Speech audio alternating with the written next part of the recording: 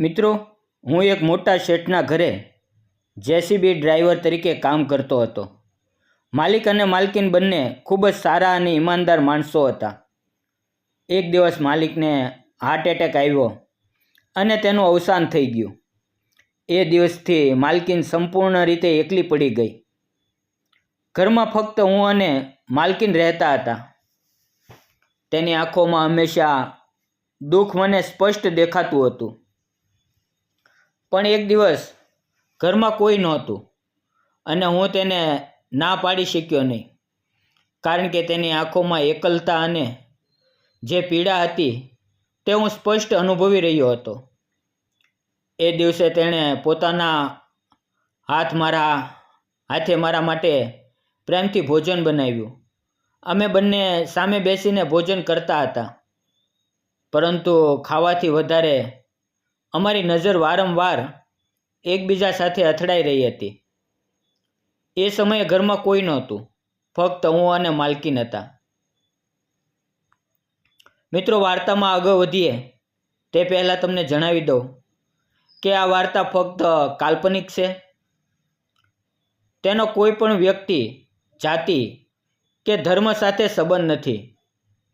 આ વાર્તા મનોરંજન અને શૈક્ષણિક ઉપદેશથી બનાવવામાં આવેલી છે. તેને અન્યથા ન જોશો. તો નમસ્કાર મિત્રો, મારું નામ નીતિન છે. હું ગ્રેજ્યુએટ છું, પરંતુ ઘરની આર્થિક સ્થિતિ ખૂબ જ નબળી હતી. ભણતર પૂરું કર્યા પછી મને સારી નોકરી મળી નહીં. મેં અનેક જગ્યાએ નોકરી શોધી, મેં અરજીઓ કરી, ઇન્ટરવ્યૂ આપ્યા, પણ દરેક વખતે નિરાશા હાથમાં લાગી. છેલ્લે મારા એક મિત્રની ઓળખાણથી મને એક મોટા અમીર ઘરમાં જેસીબી ડ્રાઈવર તરીકે કામ મળી ગયું.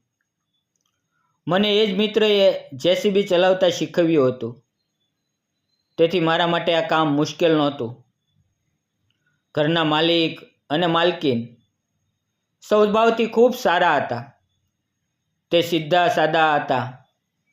જ્યારે હું તેમના ઘરે ગયો ત્યારે તેને મને રહેવા માટે અલગ રૂમ આપ્યો, કારણ કે ત્યાંથી મારું ઘર ઘણું દૂર હતું. મારા માટે રોજ આવવું જવું શક્ય નહોતું. આટલા મોટા ઘરમાં ફક્ત માલિક અને માલકીન બે રહેતા હતા. માલિકે મને કામ કરવાની રીત સમજાવી દીધી. પછી હું આસપાસના ગામોમાં જેસીબી લઈને કામ કરવા જતો. માલિક પાસે કામની કમી નહોતી અને મને પગાર પણ સારો મળતો હતો. અને જ્યારે જેસીબીનું કામ ના હોય ત્યારે હું તેમને ખેતરની અંદર મદદ કરતો, ખેતરની દેખરેખ કરતો. હું રોજ ઘરમાં રહેતો. મારી અને માલકીની વચ્ચે પણ સારી ઓળખાણ અને નજીકપણું થઈ ગયું હતું. તે હંમેશા પોતાના હાથથી ભોજન બનાવી અને મને ટિફિન આપતા. તેમના મમતા ભર્યા સ્વભાવને લીધે મારા મનમાં માલિક અને માલકીન બંને માટે આદર અને લાગણી વધી ગઈ હતી. આવી જ રીતે દિવસો પસાર થઈ રહ્યા હતા. એક દિવસ હું જેસીબી ઉપર કામ કરી રહ્યો હતો ત્યારે અચાનક ફોન આવ્યો. મેં ફોન ઉપાડ્યો તો માલકીન ખૂબ રડી રહ્યા હતા. તેણે ધ્રુજતા અવાજે કહ્યું, "માલિકને એટેક આવ્યો છે. તું તાત્કાલિક ઘરે આવી જા." તેની વાત સાંભળીને મારા પગ નીચેથી જમીન સરકી ગઈ. હું તરત જ બાઇક લઈને ઘરે પહોંચી ગયો.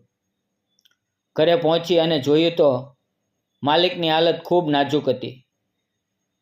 મેં તરત જ માલિકની કાર કાઢી, માલિકને બેસાડ્યા અને ફટાફટ હોસ્પિટલ તરફ દોડી ગયો. રસ્તામાં સતત મારું મન પ્રાર્થના કરી રહ્યું હતું કે, હે ભગવાન, મારા માલિકને બચાવી લેજે. થોડા સમયમાં અમે હોસ્પિટલે પહોંચ્યા. ડૉક્ટરે તરત તપાસ શરૂ કરી, પણ થોડા સમયમાં બહાર આવીને ધીમા સ્વરે કહ્યું, માફ કરજો, અમે તેને બચાવી શક્યા નહીં. ડૉક્ટરની વાત સાંભળીને માલકીન જમીન પર પડી ગઈ. મારી આંખોમાં આંસુ આવી ગયા. આટલા સારા માણસની જિંદગી આમ ઝડપથી પૂરી થઈ ગઈ. એ માનવું ખૂબ મુશ્કેલ લાગતું હતું. આખા ગામમાં શોક છવાઈ ગયો. અંતિમ સંસ્કારમાં દરેકની આંખમાં આંસુ હતા. માલકીન થોડા દિવસ માટે તેના માયકે એટલે કે પિયર જતા રહ્યા. તેના વિના ઘર હવે સૂનું લાગતું હતું. હું પણ એકલો જ ઘરે રહી ગયો. માલિકની ઓળખાણને કારણે કામ સતત ચાલતું રહ્યું. 2-3 મહિના પછી માલકીન ઘરે પાછા આવ્યા. ત્યારે મેં તેને કામનો બધો હિસાબ આપી દીધો અને કમાણી તેના હાથમાં મૂકી દીધી. તેણે ભાવુક થઈને કહ્યું, તું ખરેખર ખૂબ ઈમાનદાર છે. જો તારી જગ્યાએ બીજું કોઈ હોત તો કદાચ પૈસામાં ગડબડ કરત. ધીમે ધીમે દિવસો પસાર થતા ગયા, પરંતુ માલકીનનું દુઃખ ઓછું થતું નહોતું. માલિકના અવસાનને 6-7 મહિના થઈ ગયા. માલકીન એક દિવસ બીમાર પડ્યા. હું તને ડૉક્ટર પાસે લઈ જતો, તેની માટે દવા લાવતો અને તેની સંભાળ રાખતો. એક દિવસ તેણે કહ્યું, નીતિન, મારી જિંદગીમાં હવે કશું બચ્યું નથી. પતિ નથી, સંતાન નથી કે પરિવાર નથી. તેના શબ્દો મારા હૃદયને વીંધી ગયા.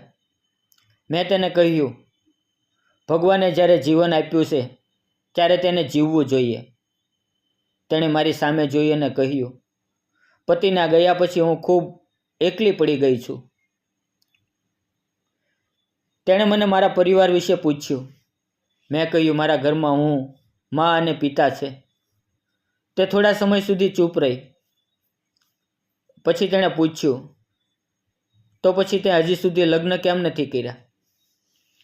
મેં જવાબ આપ્યો, ઘરની ગરીબીના કારણે હજુ હું લગ્ન કરી શક્યો નથી. તેની નજરમાં મને મમતા અને ચિંતા દેખાતી હતી. આમ જ થોડા દિવસ પછી તેણે મને એક સાંજે કહ્યું, આજે તું નીચે આવીને મારી સાથે ભોજન કરજે. જ્યારે હું જમવા માટે ગયો અને મેં જોયું તો તેણે ખાસ મારા માટે પ્રેમથી ભોજન બનાવ્યું હતું. અમે બંને સામે બેસીને ખાઈ રહ્યા હતા. નજર વારંવાર મવતી હતી. જમ્યા પછી અમે બંનેએ ઘણી વાર સુધી વાતો કરી. પછી મેં એમ જ કરીને પૂછ્યું, માલકીન, તમે હજુ પણ ખૂબ યુવાન છો, તો બીજી વાર લગ્ન કેમ નથી કરતા? તેણે આંખોમાં આંસુ સાથે કહ્યું, કોણ કરશે મારી સાથે લગ્ન? હું વિધવા છું. મને મારા પતિ જેવા સારા માણસ ફરી મળશે એની ખાતરી નથી. પછી અચાનક તેણે મારો હાથ પકડીને પૂછ્યું, શું તું મારી સાથે લગ્ન કરીશ? હું શાંત થઈ ગયો. મારા મનમાં ફરજ અને ઈમાનદારી વચ્ચે સંઘર્ષ ચાલી રહ્યો હતો અને મેં શાંત સ્વરે કહ્યું, તમારા પતિએ જ મને આ કામ આપ્યું હતું. તેનો વિશ્વાસ હતો. હવે હું તમારી સાથે લગ્ન કરી શકું એ કેવી રીતે શક્ય છે? મારી વાત સાંભળીને તેની આંખમાં આંસુ આવી ગયા અને કહ્યું, મારા પતિના ગયા પછી જો કોઈએ મારી સાચી ચિંતા કરી છે, મને દુઃખમાં સાથ આપ્યો છે, તો એ ફક્ત તું જ છે. તેના આવા શબ્દોથી મારું હૃદય પીગળી ગયું અને અમે બંને એકબીજાને હૃદયપૂર્વક પ્રેમ કરવા લાગ્યા. થોડા સમય પછી અમે કોર્ટ મેરેજ કરી લીધા. મારા માતા પિતાએ પણ આ લગ્નને સ્વીકારીને આશીર્વાદ આપ્યા. લગ્ન પછી થોડા દિવસ અમે મારા ઘરે રહ્યા અને થોડા દિવસ પાછા આવી ગયા. અહીંયા જેસીબીનું ઘણું કામ મળતું હોવાથી જીવન સારી રીતે ચાલી રહ્યું. આજે તેના ચહેરા પર સંતોષ અને આનંદ જોઈને મને લાગે છે કે ભગવાને અમને એકબીજા માટે જ બનાવ્યા હતા. મિત્રો, સાચું કહું તો જીવન ક્યારે ક્યાં જશે એ કોઈ નથી જાણતું. મારા જીવનમાં ગરીબી અને સંઘર્ષ હતા, પરંતુ ઈમાનદારી અને સત્યતાથી મને પ્રેમ અને પરિવાર મળ્યો. પરિસ્થિતિ કેટલી પણ કઠિન કેમ ન હોય, ક્યારેય હાર ન માનશો. હંમેશા સત્ય અને ઈમાનદારી સાથે જીવન જીવો, કારણ કે અંતે નસીબ આપણને સાચું સુખ આપે છે. મિત્રો, વિડીયો પસંદ આવ્યો હોય તો વિડીયોને લાઈક, ચેનલને સબસ્ક્રાઈબ જરૂર કરજો અને જતાં નાની એવી કોમેન્ટ પણ જરૂર કરજો. ફરી મળશું આવતીકાલે એક નવા વિડીયોમાં. ત્યાં સુધી આવજો અને વિડીયો પૂરો જોવા બદલ આપ સૌ મિત્રોનો દિલથી ખૂબ ખૂબ ધન્યવાદ. ફરી મળશું મિત્રો, આવજો.